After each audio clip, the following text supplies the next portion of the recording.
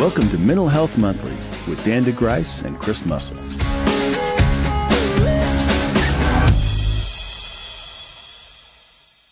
Welcome to another edition of Mental Health Monthly. Thanks for joining us. My name is Dan DeGrice, and my co-host is Chris Muscle from Texas. How you doing, Chris? Good. How are you? Oh, see, he does that all the time. It's like, how are you doing? Give me more than that. That's great. It's great. It's a week before Christmas. The weather's great. It's awesome. Yeah, it was 1 degree here the other day. What did it get down to in No, Texas? I'm out. Yeah, okay, right. Cold weather ops. Probably like 35. State of emergency. Is that why you got a sweater on? Yeah. Okay. Of course. We got a wonderful show for y'all. We have a special guest, Stephanie White. Snow White. I was going to start out with that. That's not good, right? Don't use the names that you probably heard before. So we're going to go in a bad direction here. Stephanie, where do we find you? Where do we find me? As in geographically at the moment? Yeah. I am in sunny Alexandria, Virginia right now. A little warmer than where Chris is. What's the temperature? It is. It got up to 50 today in the DC area, so I'm not complaining. Long sleeves, but not sweater weather. Oh, great. Well, thanks for joining us. I'm going to do a little intro, and obviously people probably do know you because you are the managing editor for Firefighter Nation, and we'll talk about that a little bit. But Stephanie, you spent 21 years so far in the fire service. You're a firefighter paramedic. You're a mother. You have 4 kids. You've, from what I understand, right, has been around health and wellness the greater portion of your career, not just of recent. And that's something that we probably need to talk about in a sense of people that just get into it recently. And I got a quote from you later. Oh boy. Yeah, no, it's all good. It's all good stuff I believe in. Your focus is not only with health and safety, but also cancer awareness and mental health kind of peer support and in the fire service. And as I mentioned just a minute ago, you're also the managing editor for Firefighter Nation, which I know Chief Rhodes is really trying to continue to develop and has a focus in a lot of different areas. And maybe we can start with either what I missed about you and or about that, and that being your current kind of big responsibility and role. Well, hopefully, first off, that quote you got wasn't anything from my personnel file. We'll start with Firefighter Nation.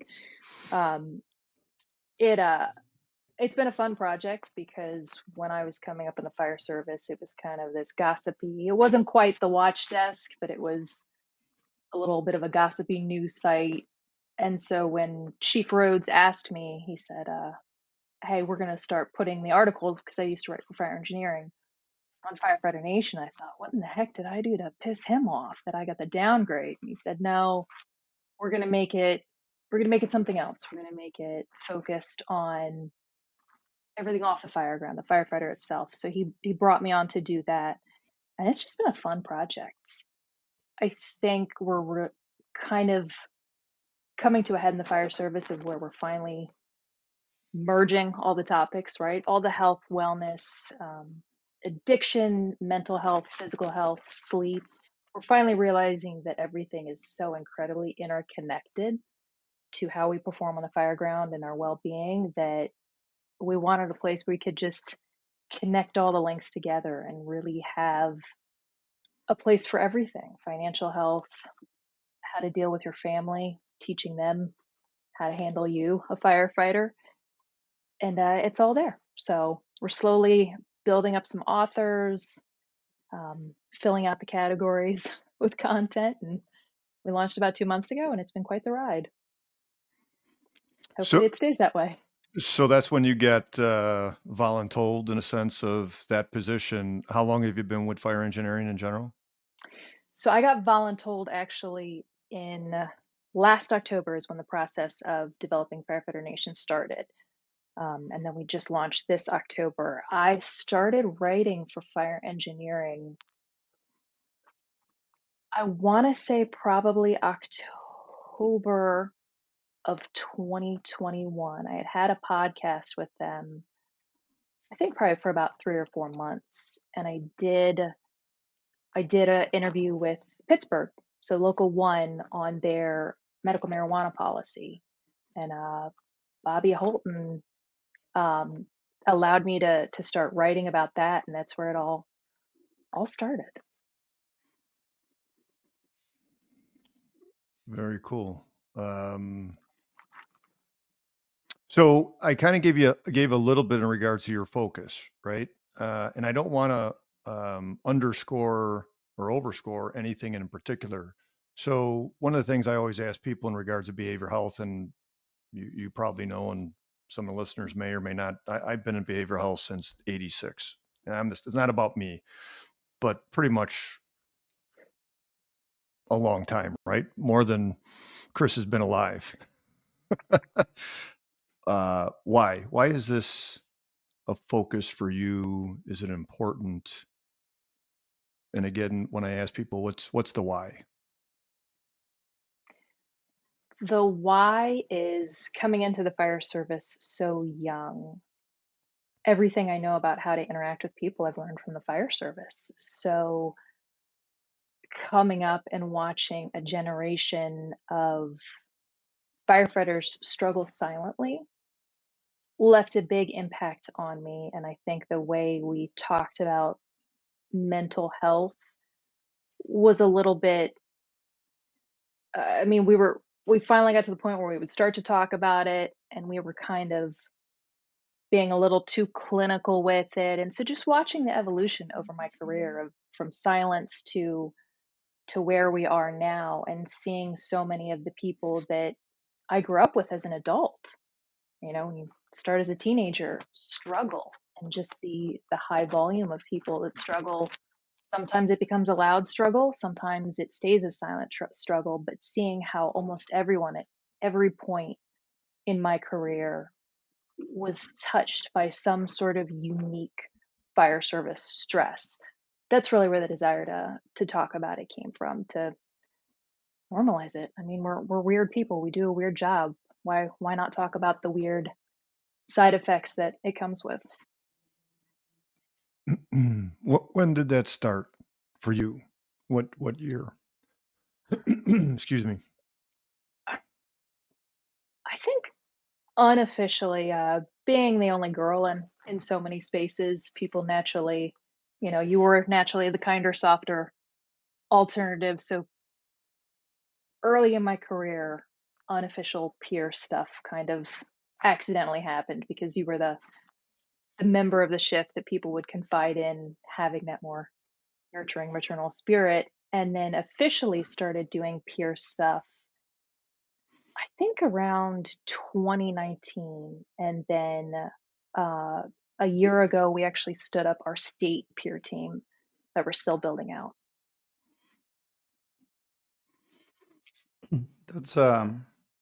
That's pretty cool. Something though that I want to capitalize on for a second is you mentioned unofficially, and we've talked about it before on this platform, that there's so much unofficial peer support that happens, right?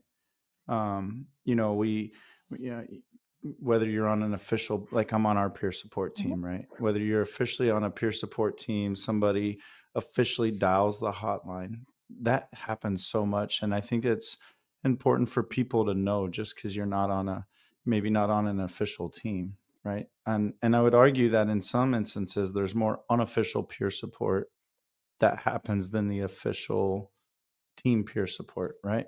So we talk about that. Being a peer is listening, right? That's all we're doing. We're listening, and we know more resources maybe than the average Joe, but it really is being that silent shoulder, or being the person who walks next to the other person. That's the basis of it, and so much of it goes on in the firehouses, and people don't give it a name, but that's what it is. It's absolutely, you're right. It's peer Yeah. support. I mean, we talk about it, right? All the world's problems are solved at the kitchen table. So, I Every mean, day, there's so right? much peer support every day, and there's so much peer support that happens at the firehouse. And sometimes I've been in situations before where maybe the best suited person to get in front of that other guy is not officially on a peer Mhm. support team, right? But you call that guy up and you say, "Hey, man, I really need you right now," right? So, yeah, I just unofficially, I love it. I love it because it happens so much. It's weird. We solve every problem at the kitchen table every morning, but oddly, they keep coming back the next morning. So, but no, so much is solved late at night, sitting on the back step of the rig with somebody, just talking and listening. Absolutely. So Chris picked up exactly what I was thinking too, is like unofficially. It's like, okay, unofficially voluntary or unofficially involuntary. You know, you leave the firehouse, you're sitting there and somebody's telling you their deepest, darkest secret. And you're like, how did I get in this situation? I just had dinner and having a cup of coffee or whatever you're doing. And you're like, good gracious, it got serious real quick. And we've all been in that. A lot of us have been in Mhm. that situation. You know, we talk about, we might get into, you know, training. What constitutes training for that? But you said the key thing that we've all learned, whether it be officially or unofficially, it's listening. Which I think at times we're very good at if we do that intentionally, but a lot of times we stink at that. All you got to do is look at a NIOSH report, right? All right. What we need from you is no holding your lips together. When you're holding stuff back, you just blurt it out. This is I don't think anyone's ever accused me of that before. In fact, I'm pretty sure that's the majority of my personnel file. Oh you keep no. on referring back to that. So go ahead, expound on that. No, just No, we can't. no, I'm just joking. In regards to that, just the thing I wanted to touch on. So firefighter, paramedic, got I think 18 years in the career side of it. You did some years as volunteer. I did Uh, 2 years volunteer and then 10 months left in the career till 20. 10 months. Okay. Wow. Very good. So let's get to the point of, so I have known Bobby Halton, David Rhodes, Diane Rothschild, fire engineering and firefighter nation, fire rescue, all that stuff for a lot of years. And I'm just going to be honest. And I shared this, and anybody listening doesn't know this, but Steph does, is I came across an article you wrote back on October 31st, 2024. And I just, it wasn't that long after that I saw it. And the title was, It's Time to Rewrite the Book on Suicide. And anybody that knows me knows that me and suicide and the discussion around it goes back a long way.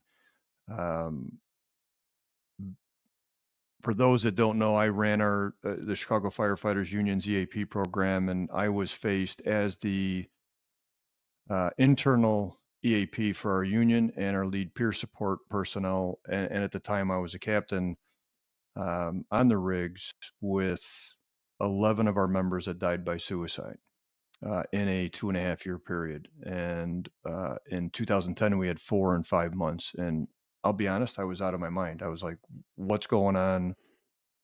I don't understand why people take their life in a job that I think is the greatest job in the world. The individuals were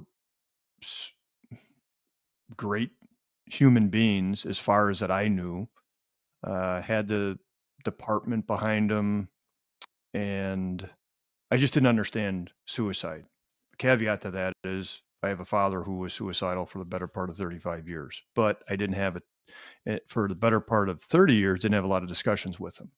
So coming across your article, I'm like, oh, okay, let's read this. And in here, I have some notes here because I can't remember everything. You said we know the stories. So I'm curious that from your standpoint, I know from mine and I know from Chris, because Chris and I have had many conversations personally. People are out there talking about their journey. And I think that's important for a couple of reasons, but it's also been a discussion for a lot of years. And so one of your questions in there is, so now what? Not to discount the stories, but now what do we do? And we know from, and I mentioned NIOSH, right, is we know our job is risk versus reward and in a safety sensitive position, and we're supposed to train, but people are still getting injured. People are still getting killed. What can we do from an upstream standpoint and from a proactive standpoint? But there's also a stigma associated with mental health and certainly suicide. So my first question to you is, where did that story originate from for you? That story originated from, and I talk about it in the article, just a place of frustration. We had in our state, and keep in mind, suicides aren't reported. So if you find out about a suicide, it's by word of mouth. We don't have an official reporting system. And we had just had two very recent suicides in my state. And then in that week, there were a couple more across the nation. And it was a place of, what are we doing wrong? Because we talk about it. I mean, you see it now plenty of places. We didn't talk about it for years, and then there was a deluge of talking about it. And we've talked about it, and we've talked about it, and we've talked about it. But if we're still having the same numbers, what are we doing wrong? There has to be something we're not seeing, was the challenge with that article that I was throwing out there of, how do we treat the subject differently? I think we need to stop focusing on awareness. We know we're at danger for this. We know that, you know, we've all lost somebody in our lives to it. We know about it. Stop telling us, hey, don't commit suicide, suicide bad. Tell me what to do when I land in that place, was where that article was coming from. I think something that we miss all the time is, we're trained to save, right? We're trained to save others. Why are we not training us to save ourselves a little bit better? Yeah. So one of the things that I, when I do training or have conversations with people, suicide is a word, and it is overwhelming. It's also scary. Many people don't really know how to have that conversation. And obviously, being somebody here on the podcast, same with Chris, we're here to discuss that. Excuse me. The way I look at it, is there's prevention, intervention, and postvention. Um, the stories certainly are impactful. They're certainly sad. My dad did not die by suicide, but he had three very close attempts. And even when I think about that, along with the many men and it was all men on our job that I am aware of that died by suicide. Even having this conversation brings back memories. And my question always is what else could we collectively do to address that? And it's again not just prevention; it's intervention, right? We do fire prevention, but we also have to know how to put out fires, because we know fires are going to happen. So we have to train on that. And then what happens after the fact, which we don't really, we do after action reviews, but from a behavioral health standpoint, when people get injured or killed on a job and or die by suicide, we don't do very much in regards to postvention and learning from either our missteps, mistakes, or whatever we want to call it. Hence why we're here having this conversation, right? So in a perfect world, I'm sure you've given this some thought. What would you, and I'm not asking you for an absolute template, but what are your thoughts? I think one big thing we need to shift, and this applies for addiction as well, right? Addiction and suicide aren't the problem, they're the solution. They are reaching for that drink after I've had that bad day. That's my solution to the bad day that I had. And choosing the intimate decision of ending my life isn't the problem. It's the solution to the problems that I'm facing and the pain that I'm in. So we need to restructure how we attack, and I've thrown addiction in there because I think it is the same parallel path in how we deal with it. We need to attack, or we need to address how we attack those words, and we need to be teaching people focus on the problems. Teach your firefighters to focus on the problems, because we're hiding from them when we're drinking, shooting up, looking at suicide. That's us trying to get as far away from these problems as possible. So it's a twofold process of being better about walking next to people when they're in pain. Um, I think we get so tied up, and this is a dangerous place for peers, but I think all firefighters, because we save, fall into this category. We are so used to fixing everything. We don't leave the scene until the problem is fixed. Now, someone on scene might have passed away, and that's the end of the problem, but we don't leave the scene until the problem is fixed, until there's a resolution and a solution. And when we, as a fire service, are faced with somebody in crisis, that's kind of where we go with it. Is no, I have to have the solution to this person's problems right here and now. Come on, buddy, we're gonna find the solution. Let's go to rehab. Let's do this. Let's do that. Versus realizing that this is a longer term process, and we need to learn how to silently walk next to our brothers and sisters and say, "How many beers have you had today? All right, let's try one less tomorrow." Or, "Hey, did you shower today? Did you get up off the couch today? I'm gonna meet you in half an hour. Let's go for a walk." It's the concept, when we talk about our hardcore people who do CrossFit competitions and all that, it's the 1% better. Well, why don't we apply that to mental health, to addictions, to suicide? It's a marathon, it's not a sprint. So it's okay if we're quietly walking next to somebody and saying, we're going to get 1% better with our problems Oh, every day. Because we also can't solve it for them. That's the big problem. If you are not ready to seek help, I can't drive you to the center of excellence, drop you off and say, get in there and expect great results, right? You have to be ready to want to change, to confront those problems. So I think we need to be better about looking at it that way. I am not going to solve it for you. You are going to solve it for yourself, but I'm going to be right here with every resource under the sun loaded for you. And I'm going to be walking next to you.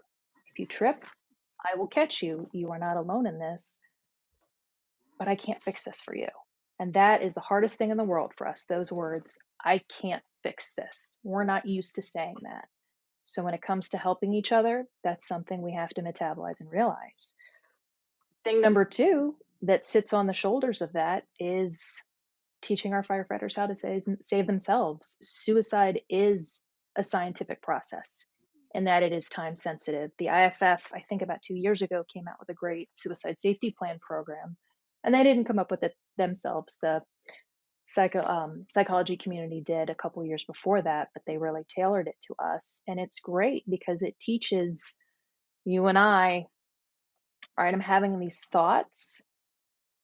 I need to have a written down plan to know how to save myself from those thoughts. And it's something as easy as listen to your favorite song, go for a walk, call a buddy. Okay, that isn't working. Call a buddy and tell them what's going on. If that's not working, have a shrink's number, have somebody in the mental health community's number that you can call and reach out for. And it's this varying scale of solutions to when you start to have those thoughts. And we just tell people don't commit suicide. Well, that's great. But let's teach them how to have a plan not to commit suicide. You can't tell somebody, hey, You have hit the sheer act of desperation. Just don't do it. How do we de-escalate that desperation? How do we de-escalate that pain? And I think if we start to do two of those things, I don't have the answers. I don't know if those are the solutions, but becoming an adult in the fire service and knowing our personalities, because those are the only personalities I've ever known as an adult, I'm very curious if we start to enact those two things of we can't save them, they need to save themselves. By the way, here's how you save yourself. I wonder what our numbers will be if we start to put those changes in place. And I hate that I just use the word numbers. I would love to see how many brothers and sisters we do not lose, because nobody is a number. Nobody is a number. Yeah, so man, that was a powerful couple minutes, right? There's so much good stuff in there, and I just want to break down a few pieces of it. So I think, earlier on in the show, you made a really good point of, we've talked a lot about awareness, right? We've done so much education on awareness. How do we shift that to actually now in the moment? And maybe something that we need to be doing is more awareness training, in the sense of, now you've encountered somebody that's in this situation. Like you said, how do you handle it? Because again, going back to earlier, they're not always calling the peer support team. They're not always calling the SISM team, right? They're going to call somebody they're comfortable with. And it's hopefully, if it's off the job related, right? And then hopefully that person's getting them to the right. So now somebody just called me. It's one of my best buds on the job, and he's in this crisis. What do I do? So I think there can be awareness and education there. But something else that you said that was pretty good was, I wrote extreme to gradually is something that I wrote down. And we're so used to fixing extreme problems in a second, right? We show up, the house is on fire. Dan's going to smile because I said that word, right? But the fire's out in 5 minutes, problem over. We show up, the lady's trapped in her car. We've got her cut out in 10 minutes, problem's over, right? Things like that. And so now we wind up in this situation, and, my buddy's, he's in desperation, right? He has no options left in his own mind. That problem's probably not going to be fixed overnight. And we have to be okay, like you're saying, with a healthy plan. And one thing that I say is that we're going to lock arm in arm, right? And we're going to reach up and reach out, and we're going to go on this journey together. But you have to want it. I can't make you better for you. Right. Right. And I've gotten phone calls, right? And I'll just say it. I've gotten phone calls where somebody's called me and they said, hey, Bobby's in a bad place. Can you come help him? Tell Bobby to call me. Bobby doesn't want to call you. I'll be here when Bobby calls me. You can't Right. chase him down. And you can't. Right. And so I really like that extreme to, and gradually is probably not the right word, but you get where I'm going with that is, it's not on a Tuesday night, we're in this desperation, on Wednesday morning, everything's okay. And we have to sometimes be comfortable being uncomfortable, meaning we can't fix this problem right here, right now, like we're used to doing on the job when the tones drop, and that makes us uncomfortable. I think something we also need to consider into account, and I think I wrote an article on this maybe 2 years ago now, just de-escalating when you come off shift because your family doesn't understand what you've been through. That also applies to this, because if I'm not talking to my significant other because I don't want to put the stress of the calls on them, there's another layer we don't talk about, which is family bitterness, in that I come home and I don't vocalize what just happened to me the day before because I don't want to say it out loud, or because I don't want to put it on you. And then I develop this kind of silent bitterness because it's like, I just went through hell yesterday. You're handing me a screaming kid, or you're fussing at me because I said I'd take care of a bill yesterday. And well, I ran 21 calls and I'm sorry I couldn't take care of that bill, whatever it may be. We build up a silent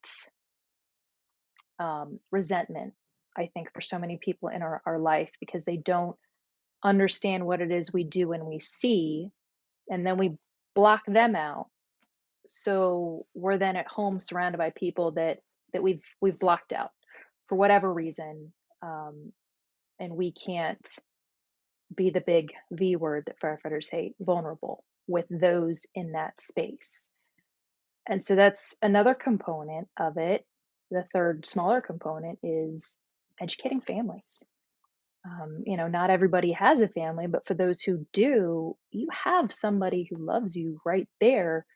You just have built up this wall of anger because they don't understand what you're going through, and you magically expect them to understand what you're going through. Either you didn't So tell them, you didn't educate them for whatever reason. That's not necessarily on them. Sometimes it might be, but I'm gonna say 90% of the time it's our fault. it's so true, and I'll just share with you. So, pretty cool. We just graduated our last academy last Friday, and so they had their graduation ceremony, and I helped teach at our academy. And one thing that I actually didn't even know this until we started planning it a few days before, that they did was all the families showed up, right? And before the recruits came in, so the recruits came in, sat their families down, and then they more or less kicked the recruits out. And they had one of the training staff, Cadre, he's 25 years on the job, 30 years on the job, give a 10-minute, hey, your loved one was in academy for this many weeks, starting tomorrow or in the next couple of days, they're going on the job. Here's some things to look for. Now, that is very surface level. That is just scratching the surface. That's not enough. I'm not saying that's enough. But like, how cool is it that we're finally getting to a place in the fire service where we're going to take the first 10 minutes of the graduation, and we didn't have the clinician, we didn't have the peer support team leaders in there. It was just a guy who's been on the job for 25 years, that's seen a lot of things, talking to the family and saying, here's some things to look for, right? Because your loved one is going on shift in the next couple of days, and that first shift, it could be that call, right? So I think those are just little things that, you know what, doesn't cost any money. It's not a week-long seminar you have to go to, that departments can do, Right. right? Pretty but family, absolutely. We have to, and we have to watch out for them as much as they're watching out for us, right? So as Chris said, you mentioned a lot of good things, which is great. I wrote a couple things down. I am paying attention, but I got to write stuff down to remember stuff. Chris knows this. You're mentioning two-step process, right? And that's good. That's fireman friendly, because you get to the third and fourth, we'll forget that. At least I will. Walk next to, and then also save yourself. If we don't have awareness and discussion, we don't put any things together. But going back to the original article that brought me to wondering a little bit more about who you are and where this comes from, what are the next steps? How do we make it so that our members believe this is part of the fabric of the fire service? As you're talking about, you come from Fairfax. I came from Chicago. Chris in Texas at McKinney. We're in 3 different parts of the country, but there's also 32,000 or more fire departments across the country, which brings me to, I'm not going to get into a leadership thing, but 32,000 fire chiefs, and how many of them have had education and training, or have a curriculum, or have a SOP in regards to behavioral health? And that's just, I'm not looking for an answer, because I think we all know that answer, right? I equated a lot to RIT. We knew that we had to have another thing instituted in the fire service so we can be ready, prepared, trained, and implement when needed to save our personnel. But that took the better part of 15, 20 years, or maybe even more, to discuss, throw away, say, hey, we can't afford it. The whole history behind RIT. Now it's a standard.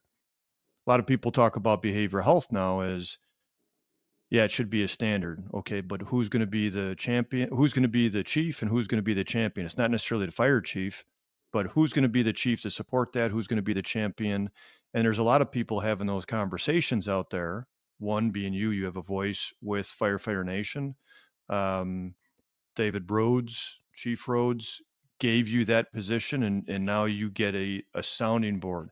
What I think about is how many people read that and go, man, I wish I had somebody like that in my department. So kudos to you for having that voice and using that in that realm. You mentioned some key things about family, vulnerability, and you used the word de-escalation, a word that I think all those three are important. And that's important in a sense of, you use the word saving yourself. I believe taking care of yourself. What does self-care mean? How do we survive? Not survive. How do we live and thrive through the fire service? I'm kind of serious right now, but I always, after about 5 minutes of hearing myself, I got to throw a joke in there. But in a nice way, I use the word transitioning, and it's not the one that some people might talk about. But how do we transition from being mom and dad, brother or sister, to firefighter or whatever rank you are, and then back? We don't talk about that. And when you were talking about it and talking about de-escalating, because we have a central nervous system, right? Fight, flight, freeze, 20 runs, pressure, trying to drive home in Alexandria, Virginia, right?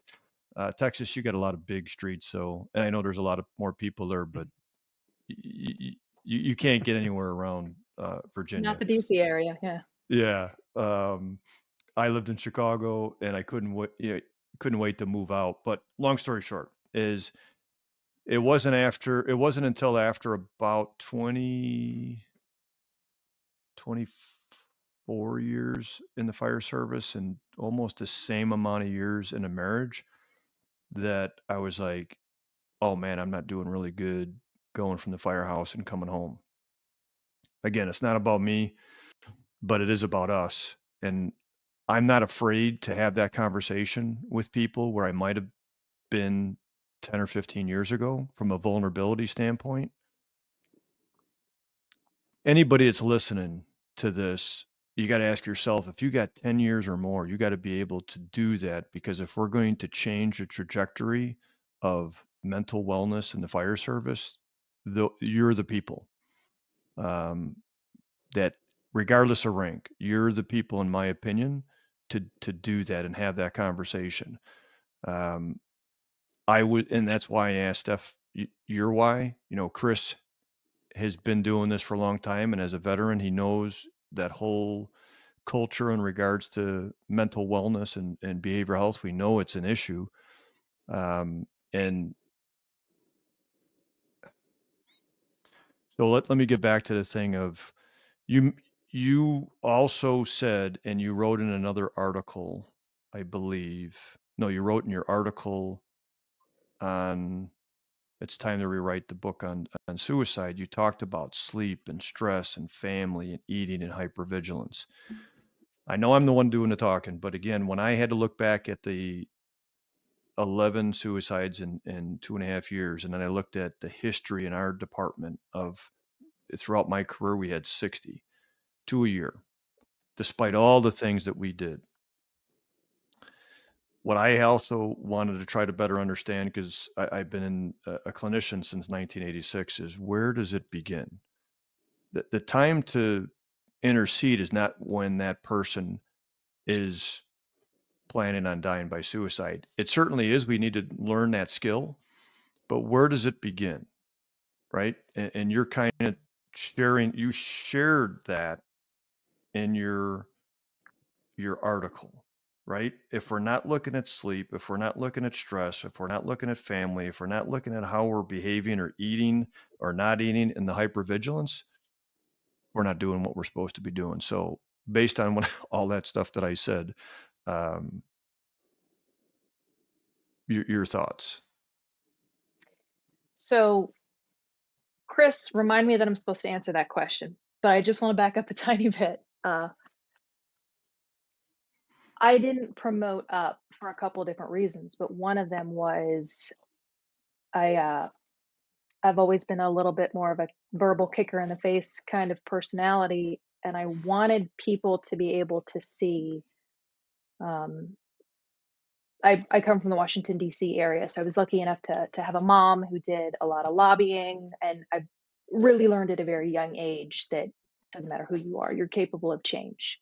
If you have a goal, if you have a plan, and if you have a solution, you're capable of change. And that was one of the reasons I never wanted to promote up, is so that people could see I am the lowest rank possible. I'm a back step of a fire engine, and you can put yourself in a position of change. So you asked about chiefs, and that's 32,000 different chiefs.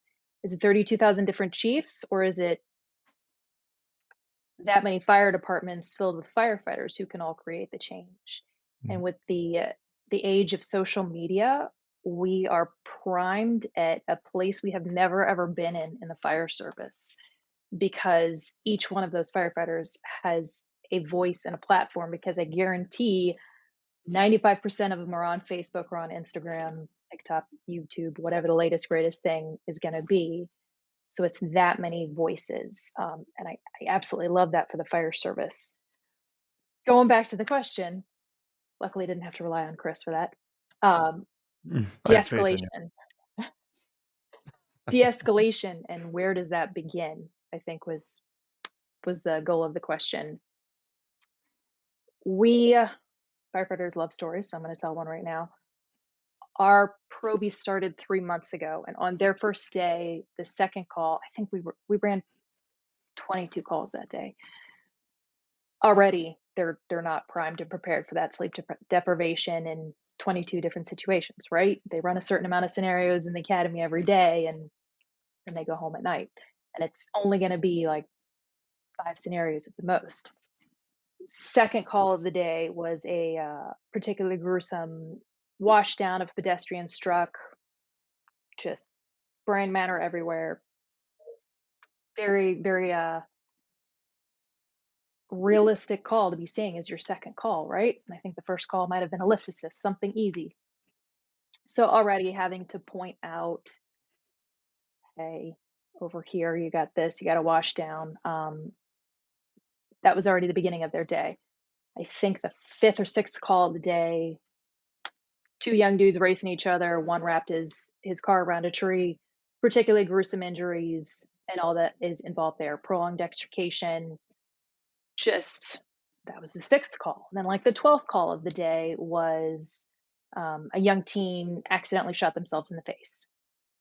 A lot of blood, brain matter, still conscious, alive, grabbing at everyone and everything.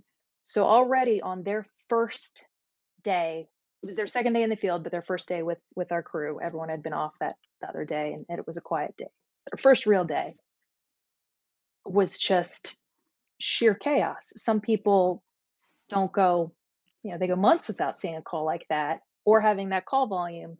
And here they are being faced with all of it, to include no sleep that night on their first real day. Well, do you think that person went home the next morning and knew what in the foxtrot to do with their mind? They absolutely did not. I mean, probably sat there on a couch and stared at a wall, or curled up in the shower and said, what in God's name have I done and have I signed on for? Where does that start? That starts in the academy. That starts day 1 and gets reiterated week 2, 3, 4, 5, 6, and however many there are, because it is such an important part of our sanity and our well-being. And I tell people, you don't have to relive what you did the day before. You don't have to unpack it, but I need you to figure out what shelf you're going to put it on. I don't want you to shove it in a closet, because then when you open that closet one day, everything is going to come out and fall on top of you. I need you to figure out what shelf you're going to put it on until you are ready to unpack it. Put it neatly somewhere. When we come off duty, we are still in fight or flight. I mean, I always use the same example. We've been walking through Costco and we've heard a cat chirp, and we've heard a noise that makes us think we're about to go on a call. We're still in hypervigilance mode. Our CNS is still keyed the heck up. That destroys our immune system, Our muscles are tight. It's ridiculous how much damage we're doing to our bodies by not de-escalating. And I tell people, have a plan. Do the same thing every morning when you get home. I get home, I drop my bag, I get a cup of coffee first thing. I change into comfy clothes. I haven't even showered yet. I just I get that coffee and I sit on the sofa. Nobody talk to me. I'm going to stare at a wall for a little bit. And I'm just going to think whether it was a horrific day or even just a normal day, I'm going to do the same thing every morning. And that is a key to my body to say, you're home, you're not about to run a call, you're going to sleep through the night tonight. You get to eat all your meals on time. Nothing bad is coming at you. It's coming out of that animalistic hunter mode that we get in. And if we don't do that, we're going to spend the rest of our day on edge, which, I mean, mentally, you're not going to be able to unpack anything or have any kind of sanity. And it sounds so simple. It is so simple. Teach people how to do the same thing every morning, and how to have a routine. And it might be that your life is busy, so that routine is having a cup of coffee in the car on the way to pick up your kid or to go teach at the academy or whatever. But have a plan. Have a plan to take your body out of that mode, because that's when the fights start when you get home. That's when you're irritated with everybody. My husband knows. Hand her that cup of coffee and get the heck out of her way, depending on the look on her face, you know. Shove the kids all in their rooms and say, might want to be quiet for a little bit. But my family knows there is a sacred amount of time in the morning that mommy and wifey just needs to be left alone for a minute.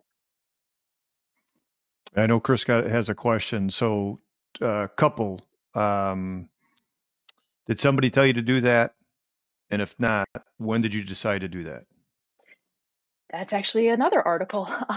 I figured that out when a couple years ago, my significant other at the time was a union president, and he was on the phone yelling at the fire chief. And I jumped. It wasn't an obscene yelling or anything like that. It was just arguing voices, but just that tension put me in a kind of weird, scared place. And I thought, well, why am I being jumpy about this? You know, it's just union business. I've done this myself. Why am I in this weird, chaotic little place from raised voices? And that was when it really slapped me across the face that, hey, you're still in work mode. And I was sitting there with my cup of coffee, and I hadn't like truly developed that as a routine yet. And I sat there and I thought about every time that I had gone to Christmas, Thanksgiving, something. My parents live an hour away, and that I had gotten there and I had just been a jerk, just a complete jerk to everyone around me, and, you know, listening to their problems. I was in the kind of, oh, you want to hear a real life problem? Guess what I saw yesterday mode. And it was this jaw dropping moment of, oh my God, the past, at the time, I think it was 16 years. For the past 16 years, you've just been this jerk to everybody because you're still in this, not to be dramatic, but life or death mode of, I might have to get up and perform at my very best any second. Of course, you're going to be rude to those around you when you think their problems that they're talking about aren't real life problems if you're still in that work mode. So that day, that moment was when I realized, all right, you know what, I'm going to be selfish with my time. I'm not going to immediately go anywhere if I don't have to. If I have to, I'll come up with a plan, but if I don't have to, I'm going to ease back into off-duty life. And that might sound babyish or dramatic, but if you don't believe me, try it. Chris is still trying to figure out when you can be a jerk, because that doesn't read on your face. This is work, Stephanie, and not Firehouse Stephanie. This is a corporate Stephanie. No. Number two is you're gonna write an article on hypervigilance. Great, so I don't have to, because that was one I was gonna work on. So that's good. 3, cream in the coffee Black or coffee. black? Just Okay, nope, black. nope. I was gonna go with that. Been at busy houses my whole career. I need to wake up. Okay, and then 4, do you take your shoes off before you walk in the firehouse? Because that's the one I got yelled at all the time about. You probably do. Walk in the house from the firehouse. Yeah, they get left by the front door. Okay, yeah, I still get yelled at for that. Anyhow, go ahead, Chris. That's funny. No, I was just sitting here listening. So a couple of things, right? You're talking about, you know, self-care, de-escalation, right? So one thing that when you were talking about it, there was 2 things that I wrote down was self-care and boundaries, right? So self-care is your self-care is I'm going to come in, I'm going to get my cup of coffee, right? That's my routine. My routine's not going to change unless it absolutely has to. And then your boundaries are nobody talks to mom, nobody talks to wife until, listen, we joke about it. I have 2 boys in my family. We all joke that nobody talks to mom until she's had her coffee in the morning. I think that's just, it's a thing, right? So, but it goes back to that doesn't cost us anything. You don't have to have a bachelor's degree. You don't have to have a master's degree to have self care and boundaries. And without self care and boundaries, the job will, like, eventually we break, right? Mentally, physically, whatever it is. So I think that those are super important things that I picked up on. I have self care, I have my boundaries, but I think something else you mentioned was earlier was outlets, right? And one thing that I like to talk about is what do outlets look like? And for me, right, that I offer is what is something that I can do right now in the moment to de-escalate this situation or this feelings that I'm having or this place that my mind is, right? And then what is long-term self-care, right? So I have things that if I'm on the job, I'm at the firehouse, I need to get myself out of this funk or whatever I can do right now. Go sit outside and do this, listen to music, read a magazine, read a book, something like that, right? Like, I like to play golf. Well, I have to schedule that. I have to pay for it. I have to find time to go do it. What can I do right now in the moment? So when we are driving back from that call or one of the 22 calls you talked about, and I get back to that firehouse, hey, I know that I still have 14 hours left in the shift or something like that. And you know what? I have to be able to show up the same for the next call like I did for the last call. So having those different outlets, right? And again, that's something we can come up with, right? And if that's something that where you're like, well, where do I find ideas on that? Cool, let's write an article on it, right? And then we can and read it, and we can build our little toolbox. And you know, one other thing that I just wanted to touch on, and I know we're getting close on time, and I really feel like there's going to be a part 2 coming. I really do. Is you know, in your article, you talk about brain health as the new mental health, right? In that middle generation. Um, but it brings the question, and I really would love to hear your opinion on it. Is you know, people see, you know, brain health as mental health, etc. But should they be separated? Right? Because should we really be looking at brain health as the self-care, the boundaries, taking care of ourselves, the outlets, all those things, and then the mental health is, you know, designed for the you know what Dan say, the prevention, the intervention, the postvention, right? And so I've never heard it that way, and I thought it was interesting, and so I just curious, you know, maybe you could elaborate on it a little bit for those that haven't read the article. Absolutely. I think, first off, we didn't talk about mental health for forever. And then when we did talk about mental health, we went really heavy on the maybe medication, clinician. We went very heavy on the medical side of mental health, which is absolutely necessary. But we kind of skipped that middle ground of, hey, here's, you know, from point A to point C, here's point B. Here's what you can do to maybe not need a therapist down the road, as important as they are. So we really hit go to therapy really hard instead of saying, hey, to me, mental health is brain health and it's physical health at all as well. Because if I don't sleep, I am a horrible human being the next day. Well, that is mental health.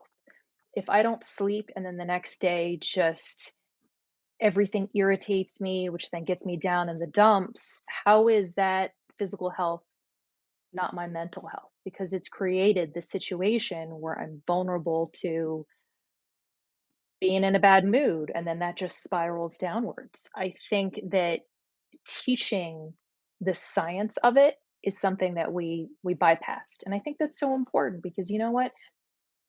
We're firefighters. It's going to take an act of Congress and desperation for a lot of us to go talk to a therapist. As important as that is, we don't want to do that. Okay, so if I'm not going to do that, if I'm not going to go see a subject matter expert, if I'm not ready, teach me. Teach me how to take care of my mental health. And that involves teaching you how to take care of your brain, teaching you how to take care of your body, because those things have such a huge impact on our mind that I think we need to start viewing it as one. And that also takes the stigma away. You know, you say mental health, some guys are going to roll their eyes. Oh, boo hoo, teach people how to cry properly, whatever.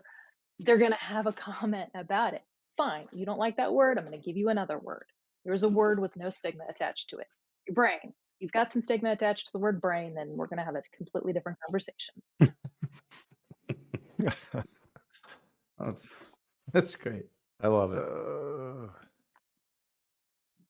So couple things for you and then also for Chief Rhodes, right? And same here for Chris, because he's in the process of writing an article.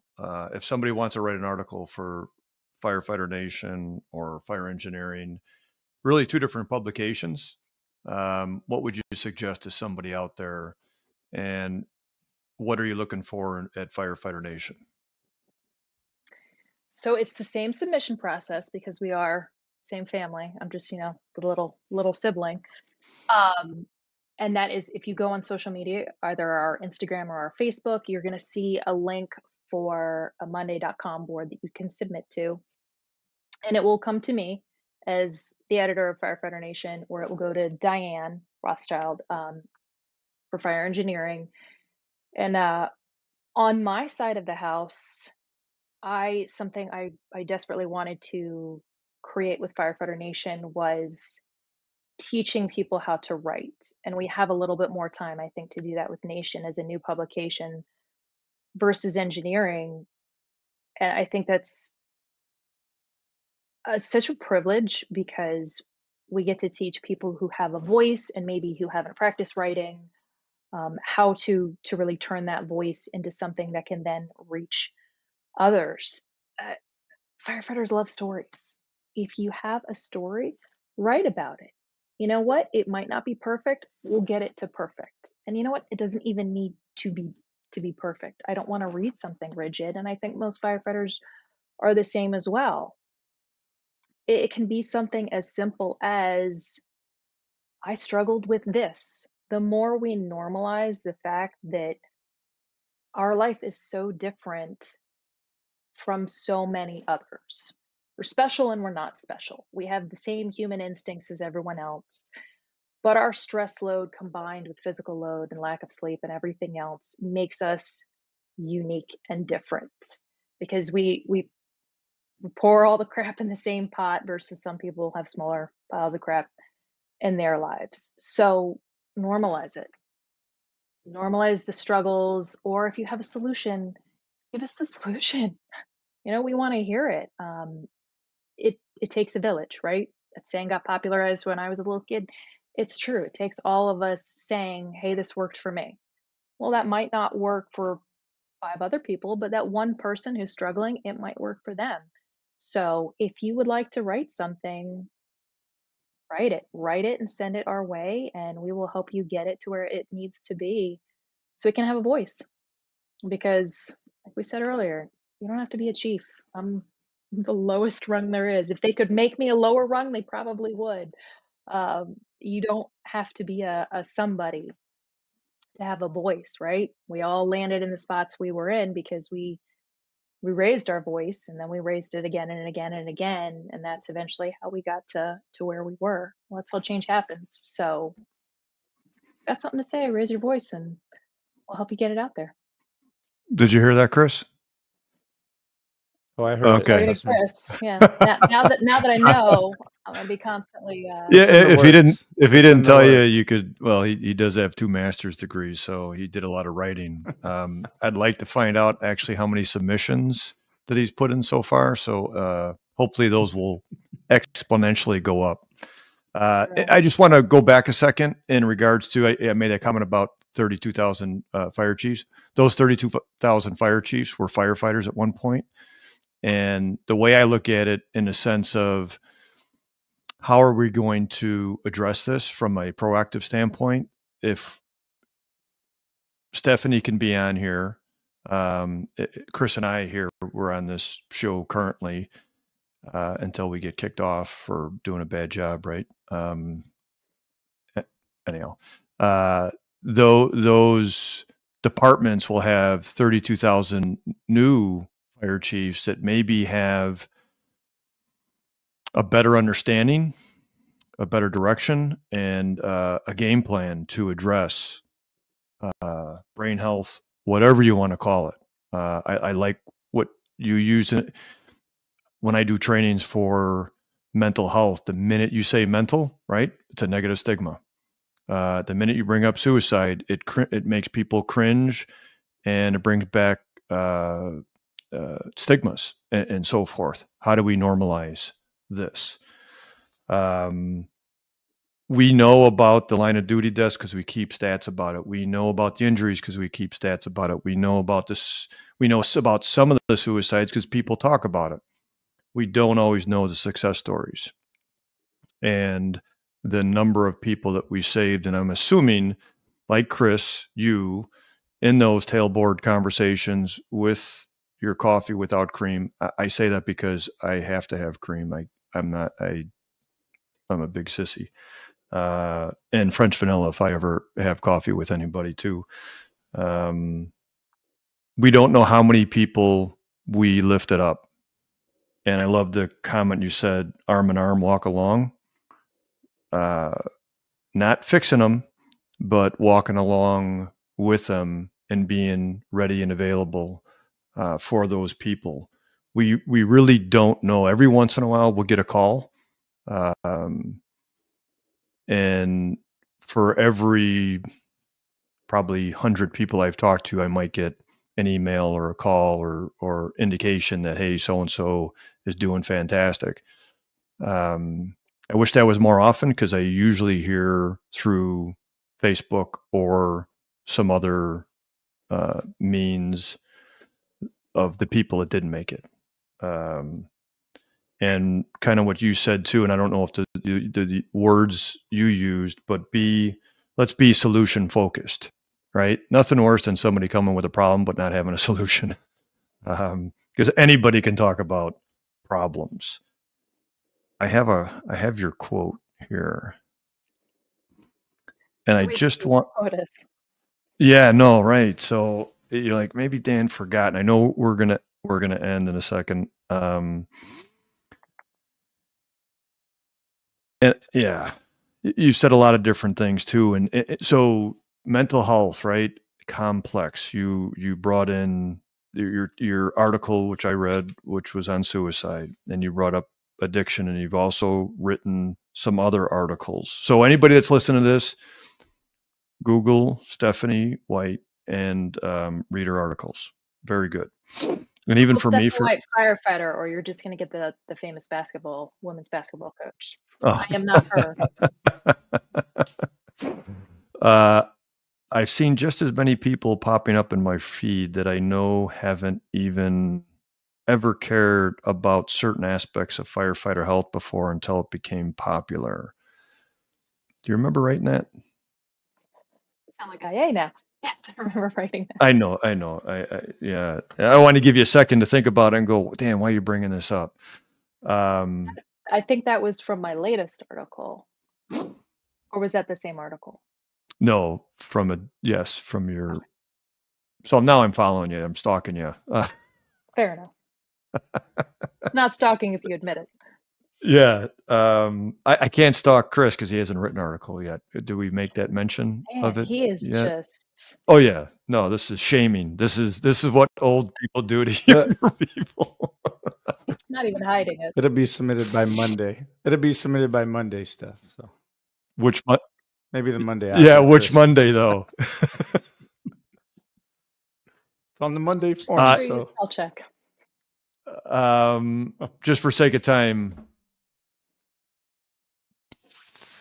comment, thought on the quote. On that quote, yeah, I think this is a sacred subject, and I think we fought long and hard for it to be brought to the forefront. And I think now that it's there, I think social media has created some diva demons throughout the nation, and that people, can get attention through social media, and they might grasp on to whatever they see as trending and speak about it. Don't do that with mental health. If you have a passion for it, take that mantle and run with it, but please don't use it as your platform if you don't have anything true to say. Don't use it to make a name, to popularize yourself, anything like that. I don't know. Talk about curls for the girls, become a fitness guru or something instead that'll be less damaging. Mental health should never be competitive. The concept of peer teams should never be competitive. It just has to be this really sacred space because it is so taboo. It is such a fight, but it is so important because if it's not there, lives can be lost. And that is such a painful way to lose a human being. So keep it sacred. Well, I appreciate that because I brought up the fact of how people can write articles, right? And one of the most written kind of articles are about leadership. Everybody has an opinion. And now it seems also about behavioral health. I'm not here trying to toot my horn, but I've been around behavioral health, growing up in an alcoholic family my entire life, and dealing with addiction, suicide, been in this field of behavioral health since '86. I am not a subject matter expert, just a focus of mine. And so when people submit articles to you, you are a managing editor. You get to write an opinion, kind of like Bobby Halton did, and so does Chief Rhodes. When you submit an article, make sure it's educational, right? I'm not trying to do your job for you, but I know from my own experience, even when I try to write something, I'm like, oh man, this is, I'm not a great writer, but make sure it's informational and it has a purpose. I would assume. So sometimes I'll get wrapped around the axle about something in life, and I'll make some aggressive decisions. And the thing I always ask myself is, are you doing this for ego or for change? And yeah, write it for change. If whatever you write, you use that as your guiding beacon, you're always going to hit a home run. Yeah. Well, we appreciate your time. An hour flies by when we have conversations, especially about, and again, for Chris and I, this is normal for us. We appreciate your honesty, your candor, and sharing your thoughts with everybody that's listening. Chris, any last? No, I think it's great. Thanks for being on here. Absolutely. And Chris, I look forward to reading that article. I can't wait. Outstanding. Thanks, Chris. And everybody out there, thanks for joining us. Welcome to Mental Health Monthly with Dan DeGrice and Chris Muscle.